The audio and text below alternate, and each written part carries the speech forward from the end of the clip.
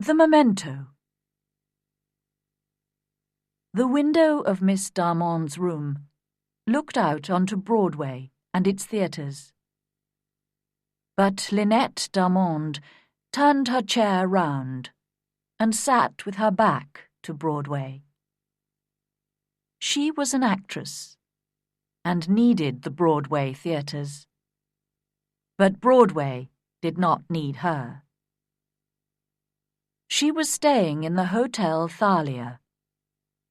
Actors go there to rest for the summer and then try to get work for the autumn when the little theatres open again. Miss Darmond's room in this hotel was a small one, but in it there were many mementos of her days in the theatre, and there were also pictures of some of her best friends. She looked at one of these pictures now and smiled at it. "I'd like to know where Lee is now," she said to herself.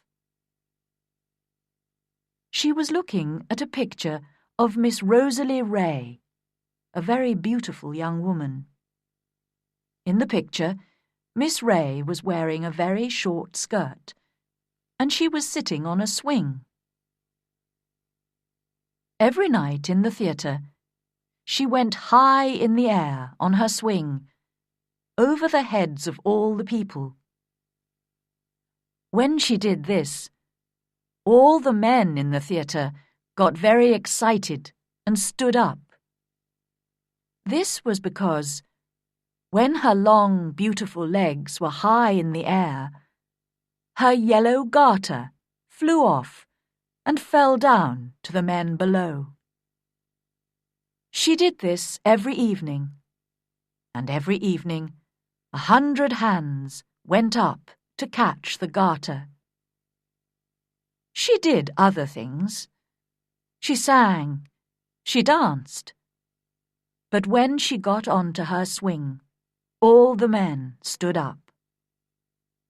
Miss Ray did not have to try very hard to find work in the theatre. After 2 years of this, Miss Darmond remembered, Miss Ray suddenly left the theatre and went to live in the country. And 17 minutes after Miss Darmond said, "I'd like to know where Lee is now," somebody knocked on the door. It was, of course, Rosalie Ray. "Come in," Miss Darmond called, and Miss Ray came in. Yes, it was Rosalie.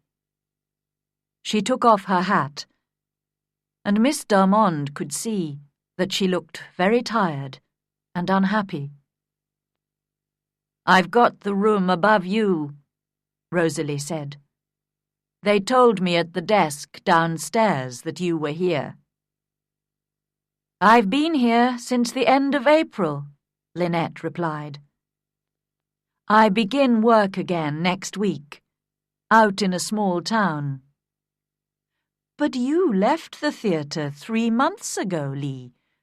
Why are you here?" "I'll tell you, Lynn. But give me a drink first." Miss Darmond passed a bottle to her friend. "Ah, that's good," said Rosalie. "My first drink for 3 months. Yes, Lynn. I left the theatre because I was tired of the life. And because I was tired of men. Well, the men who come to the theatre. You know we have to fight them off all the time. They're animals. They ask you to go out with them. They buy you a drink or two. And then they think that they can do what they want. It's terrible.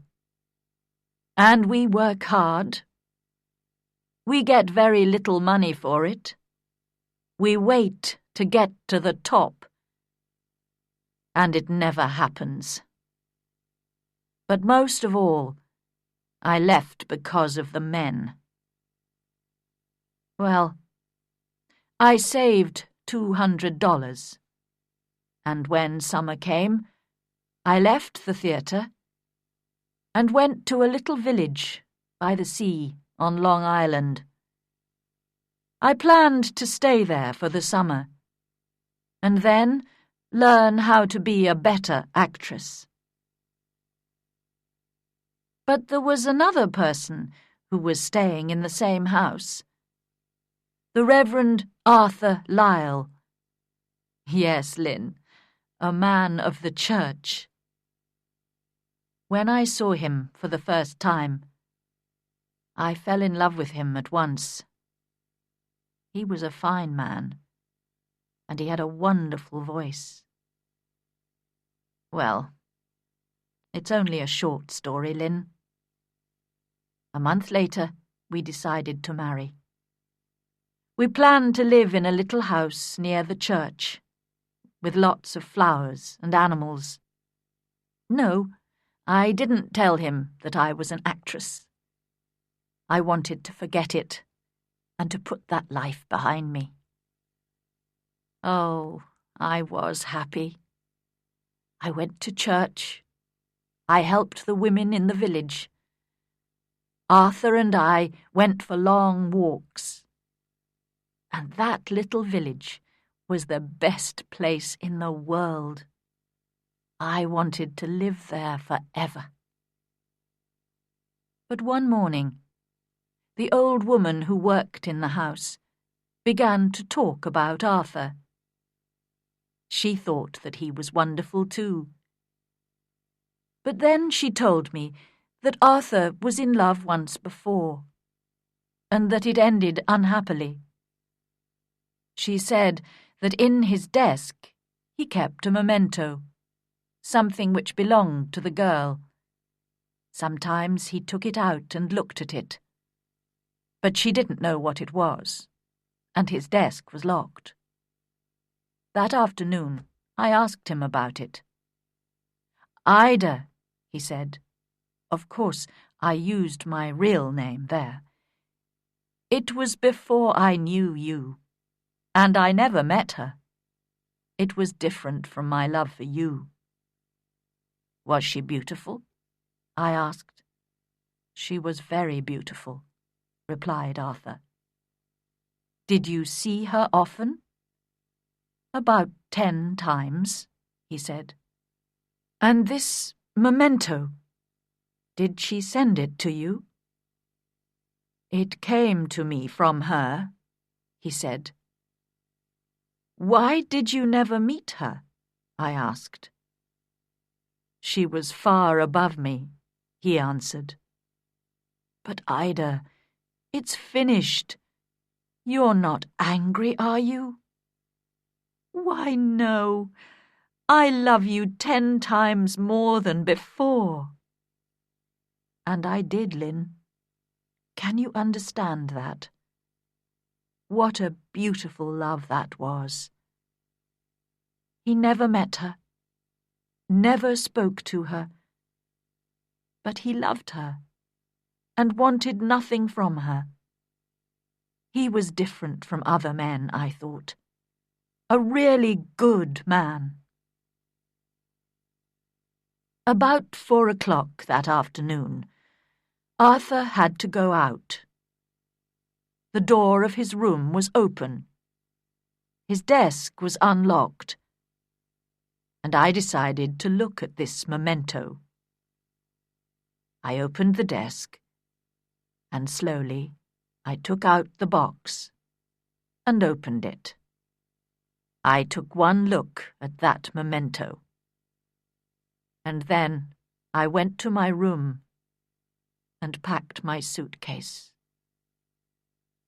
My wonderful Arthur, this really good man, was no different from all the other men. "But, Lee, what was in the box?" Miss Darmond asked. "It was one of my yellow garters," cried Miss Ray.